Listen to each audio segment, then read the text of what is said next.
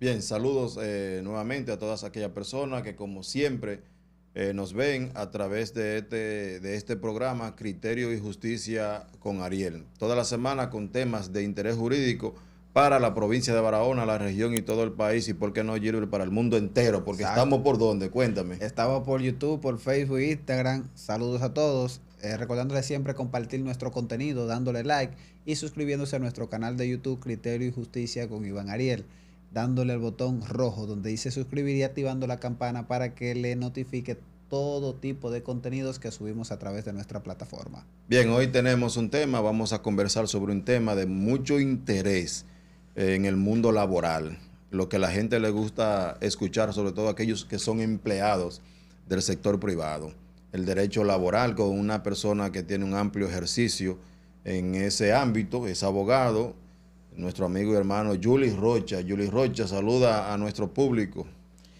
Buenas noches, hermano Ariel, Gilbert Matos, abogado también en ejercicio de la República Dominicana. Para mí es más que un placer, un honor tener la posibilidad de poder dirigirme al público que le sigue a través de las diferentes plataformas y poder interactuar respecto de los procesos laborales que se están llevando en los actuales momentos en la República Dominicana. Yuli, vamos a hacer una pequeña introducción sobre el código. Tenemos un código, la República Dominicana tiene un código laboral.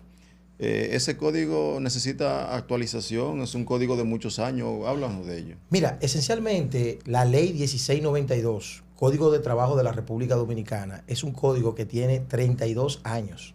O sea, es un código que ya ha transitado, ha cumplido un ciclo y que necesariamente necesitamos crear condiciones de los nuevos tiempos a favor de los y las trabajadoras de la República Dominicana. Por ejemplo, a raíz de la pandemia, los trabajadores tuvieron que hacer los trabajos a través de las diferentes vías por WhatsApp, por Facebook. Teletrabajo. Entonces, esa figura del teletrabajo no está siendo normado en los actuales momentos. No hay ninguna norma que le dé condiciones y le dé forma a esa manera de trabajar. Entonces, en la República Dominicana se necesita legislar, se necesita crear normas legales, laborales, que le permita al ciudadano tener un marco por el cual regirse y por el cual poder exigir sus derechos laborales. Se puede decir entonces, viéndolo así, que el periodo de la pandemia fue una etapa que dio o de ahí resultaron algunas necesidades de reforma al Código de Se Trabajo. maximizó a partir de la pandemia del coronavirus. Ya estaba la necesidad, pero se pudo ver más en la pandemia. A partir de ahí que no podían las empresas, las industrias, no podían recibir a sus empleados porque se estaba evitando el conglomerado humano. Entonces era de rigor, era importante rendir un trabajo y se estaba usando a través de las diferentes vías comunicativas, redes sociales, para que los empleados les reporten a sus empresas los trabajos. Y a partir de ese momento se vio la necesidad de que el teletrabajo sea normado y sea conducido y que el legislador produzca normas a favor de los y las ciudadanas trabajadores de la República Dominicana y de otros países. Y a propósito de eso, yo he visto en algunos países, sobre todo en Estados Unidos, que muchas empresas han ido haciendo como un plan piloto del teletrabajo y magnificado los estudios ha dado resultados. O sea, parece que han magnificado algo así el trabajo. Mira, el teletrabajo se ha maximizado y ha crecido la necesidad de ese tipo de trabajo porque le permite al empleado trabajar desde el seno de su casa y reportar de cualquier lugar que se encuentre el trabajo que le hace a favor de su empresa. Entonces, la maximización del teletrabajo obedece a la tecnología, a los cambios, a los nuevos tiempos, obedece a la rapidez con que una empresa puede recibir un informe, un trabajo X determinado en favor de lo que es la productividad. Inclusive ha permitido que las empresas obtengan mayores niveles de ganancia. Entonces, el teletrabajo es una realidad y es una necesidad. Entonces, la República Dominicana, el marco legislativo, los diputados, senadores, necesitan darle a esta sociedad una respuesta en esa dirección. Sabe que hay una propuesta de reforma al Código Laboral que ha venido, eso es previo a establecer algunos puntos que son de interés para la población, sobre todo aquellos que trabajan, pero se creó una comisión por el año 2023, 2022, por parte del presidente de la República para someter un proyecto de reforma al Código Laboral que recientemente se introdujo. ¿Conoce algunos aspectos de ese? Mira, esencialmente la República Dominicana tiene 12 años tratando de ponerse de acuerdo los diferentes sectores, el sector empleador, los empleados, el Estado como órgano de intervención, mediador entre las partes, tratando de ponerse de acuerdo y de conseguir la posibilidad de que haya una modificación a la ley 1692 o Código de Trabajo de la República Dominicana. Esencialmente se ha llegado a un nivel de acuerdo, pero hay un punto esencial donde no se ha podido establecer acuerdo, que es en el auxilio de cesantía. O sea, el conflicto ha radicado en el auxilio de cesantía porque la parte empleadora, o sea, los empresarios han establecido y han dicho que el auxilio de cesantía constituye para ellos un revés porque le reduce posibilidades cada vez que un empleado es despedido por una circunstancia y sale de la empresa, hay que darle el auxilio de cesantía y darle todas sus prestaciones laborales y vacaciones, todos los derechos que le confiere el Código de Trabajo. Entonces, en ese punto, ahí no ha llegado a acuerdo. ¿Qué se ha establecido? Que le van a aumentar un día más de vacaciones a los empleados. Se ha establecido un seguro por desempleo. Bueno, eso se utiliza mucho en España, el seguro por desempleo. Sí. Porque sí, entonces el seguro de desempleo ha estado establecido todo el tiempo en la ley de 8701 de Seguridad Social y no se ha podido implementar, no se ha implementado. O sea, no es una novedad, es algo que ya está establecido y no ha podido porque los empleados lo que establecen es que se dé un seguro de desempleo y que no se dé prestaciones. Para ello, darle al desempleado, a la persona que salió de la empresa, mensualmente una suma de dinero hasta tanto pueda conseguir un nuevo empleo. Como lo hacen pero los actuales dirigentes sindicales se han opuesto radicalmente en el Consejo Consultivo y no han podido arribar a un acuerdo. Hay que tener cuidado con ese seguro de desempleo porque aquí hay mucho tigueraje de los empresarios. Por ejemplo, las AFP, la administradora de riesgo de pensiones, de fondo de pensiones. Esa gente te administran el dinero y para tú tener poder acceder a ese dinero, eso es una lucha tremenda. Y peor, cuando muere la persona, sus familiares, en la lucha que cogen para poder tener acceso a esos fondos que son tuyos, no es fácil. Óyeme, te la ponen difícil. Ahora, un seguro de desempleo. Si el sindicato o los trabajadores no han querido que eso es porque hay algún tipo de situación que no les favorece. Mira, las administradoras de fondos de pensiones, que es una institución creada en virtud de la ley 8701 de Seguridad Social. Se han convertido en instituciones que imposibilitan que el obrero que ha concluido con su vida laboral tenga la posibilidad de acceder. Imagínate si se procede a crear un seguro de desempleo, cuáles van a ser las diversas dificultades que van a haber para que un empleado o un ex empleado que ha salido pueda acceder a los beneficios. Entonces, hay que ponerse de acuerdo en función de buscar soluciones, salidas, porque a veces queremos copiar situaciones norteamericanas. No, y hay mucha desconfianza también. Correctamente. Entonces, en ese sentido, hasta que las partes no pongan sobre la mesa los diferentes aspectos, las diferentes situaciones que son necesarias para que lo que es la estructura laboral de la República Dominicana y el marco empresarial puedan estar sobre la base de un punto convergente, que puedan de alguna manera llevar lo que es la relación empleador de una manera satisfactoria, sin la necesidad de que hayan diferentes tipos de adversidades. ¿Y cuáles son las ventajas que tiene la nueva propuesta laboral? Mira, esencialmente, yo entiendo que nosotros tenemos que tener algún enfoque con relación a las empleadas domésticas. Yo entiendo que ese sector, que aunque hay personas que ha sido muy informal. Totalmente. O sea, el código nunca le ha reconocido ningún tipo de derecho, ni siquiera lo menciona sustancialmente a grandes rasgos. Entonces, es necesario que nosotros tengamos algunos aspectos esenciales, aunque el Tribunal Constitucional en diferentes sentencias se ha referido a la situación, pero el cuerpo legislativo de la República Dominicana está en la imperiosa necesidad de procurar proceder a establecer un marco que pueda establecer algún nivel de derecho en términos laborales en favor de esa clase. Hay una dentro de la reforma que ha presentado el presidente al Código Laboral de Trabajo, establece la figura del teletrabajo. Ya eso se va a debatir para que esté incorporado en la ley. El incremento de la licencia de paternidad. Sí. Eso es algo novedoso. O sea, no es novedoso porque hay derecho a tener vacaciones, lo que le van a aumentar es un día.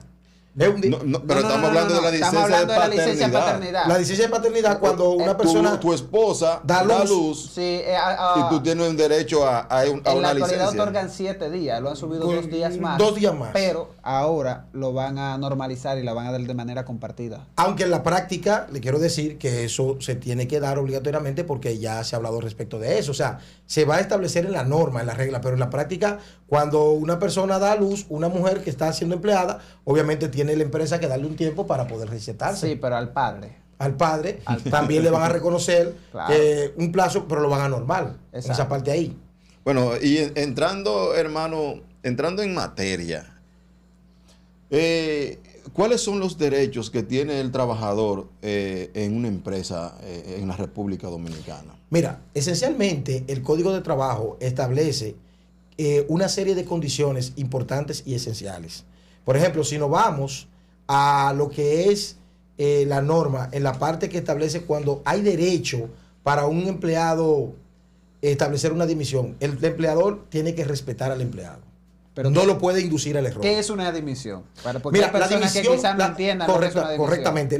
A veces la gente confunde la dimisión con la renuncia. Exactamente. Son dos figuras totalmente diferentes. Mira, un renunciante es una persona que se va de un empleo y renuncia simplemente, se va. Yo me voy de esta empresa, es un derecho que le asiste y renuncié, ya no va a tener derecho a la renuncia. Pierde el auxilio de cesantía. Exacto. Pierde el auxilio de cesantía porque renunció, se marchó, abandonó una renuncia. Yo renuncié, ya no hizo ningún tipo de procedimiento ni puso preaviso. Ahora, ¿qué es la dimisión esencialmente? La dimisión es el acto mediante el cual el empleado le dice al Ministerio de Trabajo de la República Dominicana, que es donde lleva la carta, y a su empleador: yo no voy a continuar en virtud de una de las condiciones que están establecidas en el artículo 97 de la ley 1692, que establece que si le falta el respeto, que si lo induce al error, que si no le paga el salario en el lugar establecido, si no a la hora establecida, si le está poniendo un horario que está por encima del contrato, exacto, si está haciendo condiciones diferentes, degrada la degradación, si ese tipo de situaciones, correctamente, que él entiende que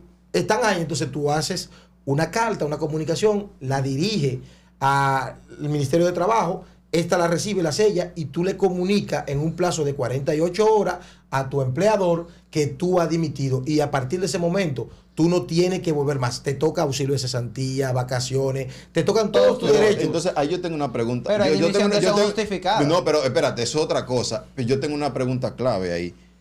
El empleado dimite. Tiene que informar eso a la Secretaría de Trabajo, ¿no? Correcto. Ahora, ¿cómo se demuestra la dimisión? Porque yo puedo decir que usted me impuso unas condiciones de trabajo X que me llevó a dimitir. O sea, no es simplemente la palabra del empleado. ¿Cómo se podía dar? Mira, esencialmente, cuando hay una dimisión, por lo general, los empleadores no les gusta ir al tribunal. Pero si el empleador no quiere pagarle las prestaciones laborales al empleado, el empleado puede acudir por ante la Cámara Civil y hacer una demanda en pago de prestaciones laborales por dimisión justificada. Entonces, ¿qué tipo de prueba puede llevarse al tribunal? Un testimonio, ¿verdad? Una prueba documental, un video, ¿verdad? Una grabación que pueda demostrar ante el juez, ante el tribunal, si se hace litigioso, que la falta que enunció él en su carta de dimisión realmente existe y que está comprobada. Entonces, el juez declara justificada la dimisión y ordena al empleador darle todas las prestaciones. Exacto. En su mayoría las dimisiones son siempre porque no están asegurados. Y eso es fácil de demostrar. Solamente tienen que ir a DIDA y emitir una certificación y van a verificar que el empleador nunca le ha pagado el seguro y automáticamente se hace justificado. Mira, eso es un riesgo. El empleador que tiene un empleado, ¿verdad? Y no le paga en la tesorería de la Seguridad Social su AFP, su ARL, su ARS, que es la Administradora de Salud. Está en desventaja el No, empleador, ese empleador, tiene toda a la ese ventaja. empleado le pasa algo y tiene una demanda. Tiene problema el empleador tremenda. automáticamente. Y hay querella penal laboral que se pueden instrumentar en contra de esas situaciones, porque esa es una práctica bastante recurrida en la República Dominicana. Y aquí en Barahona hay una empresa que es experta en no asegurar los empleados. Pero no mencionemos nombres. Hay un aspecto fundamental que nosotros no hemos tocado referente a lo que es el marco regulatorio laboral. Por ejemplo, ¿qué establece la norma laboral con relación a la mano de obra extranjera? Es un 80-20. 80-20, eso siempre se ha dicho, pero es inverso. ¿Y quién se está refiriendo a ese tipo de situaciones? ¿Quién ha hecho una acción legal en función de que ese aspecto de la norma laboral se respete? Debería haber un interés del Estado en que se garantice esa cuota. Pero ¿qué organización sindical en algún momento ha podido incoar una acción? Ha reclamado. Ninguna se ha empoderado. Nadie ha reclamado, nadie ha no solo el Estado tiene, por esa omisión, no solamente el Estado tiene responsabilidad. Porque el Estado es un ente que interviene, pero por lo general se trata de poner de acuerdo a la parte empleadora con el empleado. Para que puedan llegar a acuerdos. Es un mediador que está entre las partes, que se reúnen en el Ministerio de Trabajo en un órgano consultivo y comienzan a analizar y a discutir salario, reivindicaciones laborales y una serie de aspectos y de condiciones que por lo general se dan, pero esencialmente los empleadores le tienen miedo, pavor a los sindicatos. No quieren que dentro de las empresas se formalicen sindicatos, porque entienden que los sindicatos son estructuras de reclamo y de reivindicaciones y que ellos no quieren tener ese tipo de situaciones. De eso sí voy a hacer un punto específico. Por ejemplo, en la zona franca de Barahona nunca se ha podido establecer un sindicato de los trabajadores. Se ha tratado y han querido, pero el empleador en este caso han hecho todo lo posible para impedir de que se pueda hacer una estructura sindical que reclame, que hable de reivindicaciones laborales, de mejores condiciones, de mejores jornadas, de más condiciones de salubridad, porque son lugares donde se manejan situaciones de insalubridad por los químicos que se manejan allí. Entonces, un sindicato debería verse como un equilibrio, como una posibilidad de que el empleado pueda alzar su voz, y el Código Laboral lo establece, que hay un derecho a la libertad de asociación sindical, que los empleados pueden organizarse. Pueden organizarse. Entonces, aquí no hemos llegado a la madurez laboral donde el empleador pueda entender y visualizar al sindicato no como un adversario, no como un enemigo, sino como un ente que pueda trabajar en favor del desarrollo del proceso productivo y en la relación empleado-empleador en lo que es el proceso empresarial en la República Dominicana. Bien, hay una pregunta que queremos hacerle antes, vamos a ir a una pausa de 2 minutos, pero vamos a dejar una pregunta en el aire. ¿Qué pasa con la mujer embarazada? Si puede ser despedida y qué consecuencias tiene la empresa si despide a una mujer embarazada. Este es un espacio, Criterio y Justicia con Ariel, que llega gracias a la firma de abogados Gómez Rubio Asociado, que cuenta con un equipo de profesionales de primera. Dentro de ellos está Gilbert Ronaldo Matos, Amelia Ledesma, Bernie Melina Ledesma y un servidor. Gracias por mantenerse en compañía, en sintonía con nosotros. Bien, una pregunta muy importante, y gracias por la paciencia, por esperarnos a nosotros después de esta pequeña pausa. Doctor, el despido de una mujer embarazada.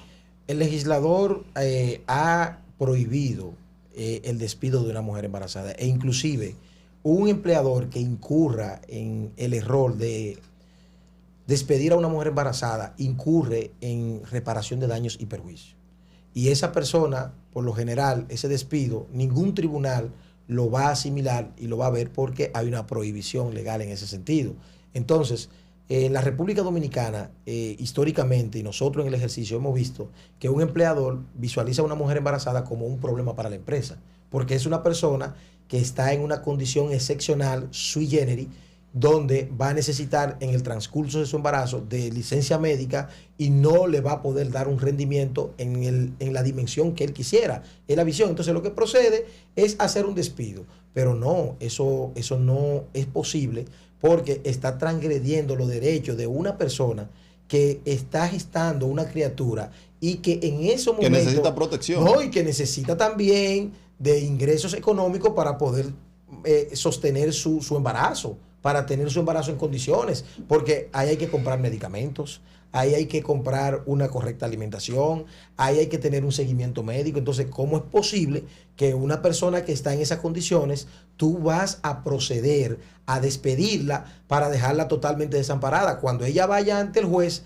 y ella demande por reparación de daños y perjuicios, el juez se va a ver en la imperiosa necesidad de proceder a concebir o ordenar una indemnización en favor de esa señora. ¿Y cómo puede ser esa indemnización? Porque entonces vamos a suponer que un empleador despide a una mujer embarazada en su tercer mes.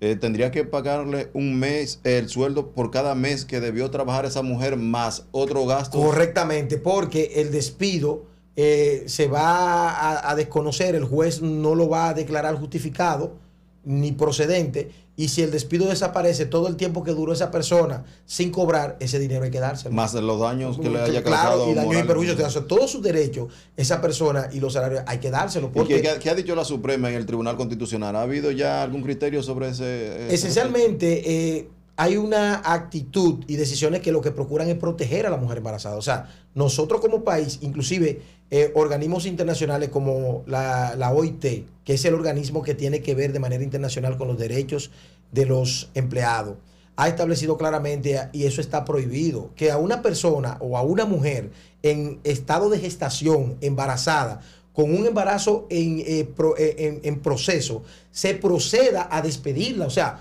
tú le estás diciendo que no va a tener derecho a un seguro médico durante una condición tan especial, no va a tener derecho a un salario, no va a tener derecho a estar en condiciones óptimas para traer otra vida. La deja en un estado que es un niño, es una criatura. Entonces, en ese sentido, la norma no procura cercenar derechos, procura reconocer derechos y darle posibilidades. Entonces, ninguna estructura judicial sana en el mundo va a reconocer y le va a dar derecho a un empleador que porque una mujer salió embarazada siendo empleada, a ella se le vaya a desconocer derechos. Bajo El ninguna artículo 33 del Código de Trabajo expone: la mujer no puede ser despedida de su empleo por el estado de gestación. Todo despido por el embarazo es nulo. Es nulo. Oye, de manera tácita que lo dice. Oiga, empleador, hay una práctica que tienen los empleadores de despedir las mujeres que están embarazadas. El Código de Trabajo prohíbe, no hay negociación, prohíbe el despido de la mujer embarazada. Y el tribunal está en la obligación de declarar ese despido nulo. Según la ley. Eso quiere decir que hay que proteger los derechos de las mujeres. Otra pregunta para analizarlo, porque se da mucho en la práctica. Tenemos empresas reconocidas aquí en Barahona, de capital hasta extranjero, que contratan los empleados y antes de los 3 meses vienen despidiendo, lo cancelan. O sea, ¿tiene eso alguna protección jurídica? Mira qué pasa. Los despidos antes de los 3 meses, lo que procura el empleador es esencialmente impedir que el empleado tenga derecho a prestaciones laborales, a liquidación, porque el código establece ese plazo para que a partir de ese momento el empleado pueda solicitar sus prestaciones laborales a la hora de que se produzca un despido injustificado o que se produzca una circunstancia. Entonces, en ese sentido, ¿qué se necesita? Que el legislador prevea ese tipo de situaciones y que se creen normas que digan: no, usted está haciendo esta práctica, usted está despidiendo porque usted quiere impedir que el empleado genere derecho. Exacto. O que genere posibilidades. Exacto. Entonces, ese tipo de situaciones, hasta el momento, lo que es la norma, lo que es la práctica, no ha permitido que haya un stop. Porque no está regulado en el código. No está regulado esa parte porque estratégicamente lo hacen. Yo le decía a alguien que tiene empleado, le decía: mira, las prestaciones laborales que vaya generando tu empleado, tú puedes irla calculando. Y si tú no tienes la situación de esperar de que se le acumule. En algún momento tú lo vas a despedir por alguna razón. Tú puedes dejar que siga y tú se lo vas dando por parte y vas recibiendo sus prestaciones. Mira, lo que te tocaba a ti, yo te dije, yo te lo di, mira aquí donde están los recibos, ese dinero yo te lo daba parte de tu sueldo. Claro. Y la situación se puede ir resolviendo. Porque, ¿qué es lo que le duele a un empleado? Fulano se va y le toca 200,000, 300,000 pesos. No quieren liquidarlo. No quieren. Le duele el bolsillo a la empresa. Entonces, yo digo algo. Si no está esa práctica no está recogida en la ley, entonces ese periodo de los 3 meses se puede entender como un periodo de prueba y que el empleador puede incluso manejarlo a su antojo, si lo deja, si no lo deja, si lo despide. Ciertamente eso es lo que está pasando. Ellos establecen, estaba en periodo de prueba, no me conviene el empleado y yo procedí a despedirlo, a sacarlo de la empresa. Pero no es Pero cuando se hace de manera recurrente ya hay un principio de mala fe, una práctica desleal. Debería intervenir lo que es el Ministerio de Trabajo en ese tipo de práctica y decirle, mira, nosotros tenemos aquí en los reportes que tú estás usando como práctica, tú usar a una persona durante X tiempo y antes de que cumpla los 3 meses, tú lo sacas de la empresa, entonces ya esto no está pasando porque está pasando una situación de falla de las personas que tú estás empleando, sino que tú estás rehuyendo a lo que es el pago de las prestaciones laborales y recurre a ese tipo de práctica y de situaciones para no cumplir con lo que establece el Código Laboral de la República Dominicana. En ese sentido, se debe legislar, se debe producir normas y se debe concientizar a los empleados de que ellos deben crearle mejores condiciones a los empleados, porque una empresa que tiene empleados contentos y en condiciones óptimas es una empresa que produce más. El empleado es más eficiente. Claro. Porque está más motivado. Claro. El poco rendimiento es un empleado que llegue entristecido, que llegue explotado y que se siente diezmado y que le ponen largas jornadas de trabajo y que las horas que trabaja extra tampoco se la pagan porque el código habla de las horas extras. ¿Cree usted que hay que aumentar el sueldo mínimo? Claro, hay que aumentarlo porque la adquisición, ¿cómo está el tema de los precios de los productos básicos? De la canasta básica. La canasta básica familiar. O sea, si tú analizas lo que es el sueldo básico con lo que es el costo de la canasta familiar, aquí la gente no está viviendo. Le falta la mitad. O sea, necesitamos crear condiciones óptimas para que la gente tenga mayores niveles de ingresos. Ahora, yo lo que digo es que una persona que cobre 14,000 pesos, que por ahí es que anda más o menos el sueldo mínimo, o sea, es un vago. Porque vivir 30 días del mes con 14,000 pesos. Es fuerte. Que una persona que tiene que pagar 3,000 o 4,000 pesos de casa, que tiene que pagar la luz, que viene muy cara, por cierto. Tiene que ser un mantenimiento. Que tiene que pagar servicio de teléfono. O sea, tiene que hacer otro trabajo para compensar los gastos. Entonces, el sueldo mínimo es como muy pírrico en este país. Necesitamos, de alguna manera, crear las condiciones óptimas para que los obreros, los trabajadores de la República Dominicana tengan mayores niveles de ingresos. ¿Y cómo podemos lograr crearle mejores condiciones de vida? Enseñándole al empresariado, a la parte productiva del país, a los empleadores, de que en la medida que tú crees mejores condiciones, más productividad tú vas a tener y mejores condiciones. Y que el Estado, como órgano rector, como órgano que interviene en medio de esa relación empleador-empleado, pueda de alguna manera aportar más para que la clase obrera de la República Dominicana, como le dice o le decía Carlos Marx en su libro El Capital Social, el proletariado, los obreros puedan tener otras condiciones de vida, porque esencialmente en la República Dominicana, si queremos encontrar prosperidad, si queremos encontrar posibilidades, necesitamos tener una clase obrera que tenga mejores condiciones y que pueda responder satisfactoriamente a los deseos de las empresas en términos del trabajo. Doctor, ya no hubiese explicado que era una división y que fue un despido. Una de las seguidoras nos ha preguntado que qué significa dejar a una persona en desahucio.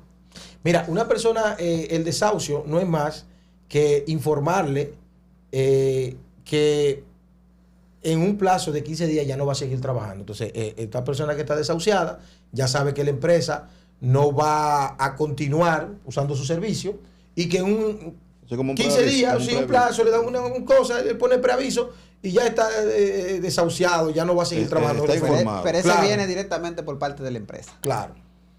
Hay una práctica que se está haciendo mucho, doctor, y es que las empresas, por ejemplo, privadas, pagan un sueldo por debajo del sueldo mínimo, De lo establecido en la norma. de lo establecida por los reglamentos y todo eso. Entonces, cuando son despedidas, el Ministerio de Trabajo le calcula su prestación en base al sueldo mínimo, no en base a lo que le estaba pagando el empleador. ¿Cómo, Mira qué cómo pasa. te analizas Mira, esa mira parte? qué pasa. Lo esencial es que cuando se establece un acuerdo para establecer el sueldo mínimo, se hace en común acuerdo con la clase obrera, con los sindicatos, con la intervención del Estado y con el empleador. Entonces, ¿qué pasa? Si se ha hecho un contrato de trabajo y hay un acuerdo de que tú me vas a pagar tanto, porque hay esa posibilidad en el código, mira, yo voy a trabajar contigo, tú me vas a pagar tanto, ya tienen un acuerdo. Ahora, cuando se va a sacar los cálculos, es en base al salario mínimo que se establecido. Independientemente de que el contrato diga... Claro, Independientemente claro, de todo. porque es que el empleado dice, bueno, yo voy a aceptar ese sueldo porque yo no tengo otra posibilidad, acepte ese sueldo. Pero a la hora de calcular lo que esté establecido en la norma y lo que se concilió entre las partes, ese salario Entonces usted me mínimo. está diciendo que hay derechos a los que usted no puede renunciar, aún sean suyos. No. O sea, usted no puede renunciar a ese derecho. Correctamente. Porque se le reconoce a la Por hora de ejemplo, de hay una persona que dice, bueno, fulano, yo te voy a hacer un documento donde tú renuncias a las prestaciones laborales. ¿Qué tú crees que puede pasar con un documento, un acuerdo? donde ha dicho, eso es nulo de no, pleno derecho. claro, porque la norma lo Eso es nulo de dice. pleno No, derecho. claro. O sea, los trabajadores tienen que saber que tienen derechos que ni ellos pueden renunciar a eso. Exacto. Usted no puede renunciar a No, sus no, prestaciones no, laborales. la norma- No, que no y hay puede gente que dice renunciar. que, pero por lo que te firma un documento que él no va a pedir prestaciones laborales, cuando vaya el código lo rompe y dice, no, él no puede No, y renunciar a sus muchos derechos. empleadores lo que hacen es que tienen que pagarle una determinada suma de prestaciones laborales. Yo le voy a dar tanto porque él no se va a buscar un abogado. Si se busca un abogado va a tener que pagar más. Correcto. Lo que muchos empleados no saben, que cuando le están violando sus derechos y acuden a un abogado, ese abogado automáticamente va a ejercer para que le otorguen a él todas sus prestaciones laborales y sus honorarios van a salir de la empresa. Porque en el mañana va a venir una sentencia. Y el que la pierde paga. Y la sentencia que es ejecutoria no obstante cualquier recurso. Cuando le embargan esa cuenta a cualquier empresario, suelta porque suelta. Y una parte esencial que establece Y cuando hay eso es acción. peligroso, eso se Una cumple. parte esencial que durante 6 meses tiene que pagarle un día de salario. Sí. Claro. Un día de Y salario. claro que eso se le suma en la sentencia. Claro, se lo va eso está en la asumiendo. norma. Eso lo dice la norma. Cuando se prueba que un despido es injustificado, por eso es que yo digo que el auxilio de cesantía no es una conquista. ¿Por qué no es una conquista? Porque el auxilio de cesantía, ¿cuándo surge? Cuando un empleado despide de manera injustificada a un empleado. Un empleado. Eso es- Si no lo eso es despide, circunstancial. si no lo despide, Eso es circunstancial. si no lo despide, indefectiblemente el auxilio de cesantía no va a surgir, porque si le hace un despido justificado en virtud de que cometió una falta establecida en el artículo 88, No debería. y el despido se comprueba que fue justificado, no le tiene que pagar auxilio. No Entonces, debería. entonces hay una situación. Esa justificación, porque los empleadores ven que el empleado comete una falta y no la reportan. ¿Puede el empleador reportar a la Secretaría de Trabajo la falta que está haciendo su empleado para cuando vaya a despedirlo justifique el por qué? Claro que sí. Claro, porque por eso es por eso es que se establece, y cuando se hace una demanda por despido injustificado, fulano me despidió, ¿y qué fue que usted hizo? ¿Usted cometió una falta? No, yo no cometí ninguna falta. Yo llegué y me dijo, ya usted no va a trabajar más aquí. El empleador que le dice eso a un empleado tiene que estar seguro que si ese empleado no cometió una falta y no tiene una prueba de una falta, va a tener que pagarle todas sus Sí. prestaciones laborales. Pero bien, hermano, gracias por participar. Antes de irnos, quisiera brevemente leer esto, porque la gente a veces escucha en la radio, en la noticia, porque que se celebra una fecha que es conmemorativa, pero no sabe qué hay detrás de eso. Exacto. ¿Qué se celebra el día 1 de mayo? O el Día Internacional del El Trabajo. Día Internacional Entonces, del la Trabajo. gente debe saber ¿Por por qué qué se se debe? celebra. Exacto. Y aquí yo quiero compartir un pequeño párrafo con ustedes para que sepan por qué se celebra el Día Internacional del Trabajo el 1 de mayo. Dice así: el 1 de mayo se celebra en todo el mundo el Día Internacional de los Trabajadores en homenaje a los mártires de Chicago, un grupo de trabajadores sindicalizados que fueron ejecutados en 1886 en los Estados Unidos. Estas personas exigían una reducción de las horas de trabajo debido a que sus jornadas laborales llegaban a ser hasta de 16 horas diarias. La huelga que realizaron con la intención de mejorar estas condiciones comenzó precisamente un 1 de mayo y contó con la participación de más de 80,000 personas. Fue duramente reprimida y algunos de sus dirigentes fueron sometidos a un juicio irregular y condenados a muerte. En 1889 tuvo lugar en París el Congreso Obrero Socialista de la Segunda Internacional y la Organización Internacional del Trabajo, recientemente creada y constituida. Se estableció en conmemoración de la jornada de 1886, el 1 de mayo, como Día Internacional del Trabajo. Esas son de las cosas que pasaron en el pasado, que hoy en día podemos disfrutar de algunas conquistas y de algunos ¿verdad? derechos. Pero para eso nuestros antepasados tuvieron que hacer sacrificio. Sacrificio de sangre. Fueron muchas luchas, marchas, sacrificio, esfuerzo para que haya una norma que pueda de alguna manera dar respuesta a la clase obrera del mundo. Exacto. Y producto de esa misma situación, producto de todas esas circunstancias, es que Naciones Unidas crea y permite y posibilita la creación de la OIT, la Organización Internacional del Trabajo. Para velar por los derechos entonces en todo el mundo de los trabajadores y una buena relación entre el empleado y los trabajadores. Correctamente. Gracias, hermano, por participar en este debate. Se lo dije que había capacidad o que hay capacidad. Así que cualquier cosa, Yuli Rocha es un abogado en ejercicio y es un amigo de este canal, Criterio y Justicia con Ariel. Gilbert, ¿por dónde nos vemos? No se olviden de compartir, darle like y suscribirse a nuestro contenido. Eso nos ayuda a crecer y a ustedes a aprender. Hasta la próxima.